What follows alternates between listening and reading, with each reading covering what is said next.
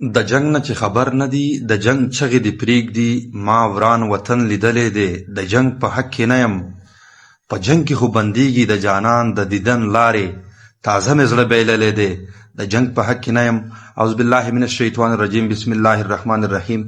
لکه څرنګه یې ملګري چې تاسو ته پاته دو چې د میرلي بالخصوص او عمومي طور پر د غونډ شمالي وزیرستان حالات انتهایی خراب دي. د خراب حالات په خلاف چې کوم دی کنه سابو یعنی 19 جنوري سابو 4 بجې د پېښور پریس کلب مخشې د میرلي امن چې کومه جرګه دویږي یو احتجاج لن کړی دی.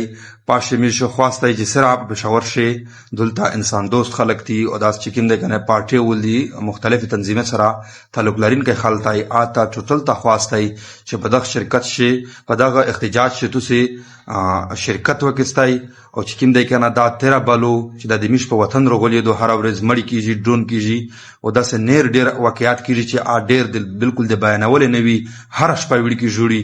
نو خاص مې دی چې سمره حالت نږدې دلته هغه ودا چې کوم احتجاج دی ودا تاسو نه ورسوي. مننه مهرباني.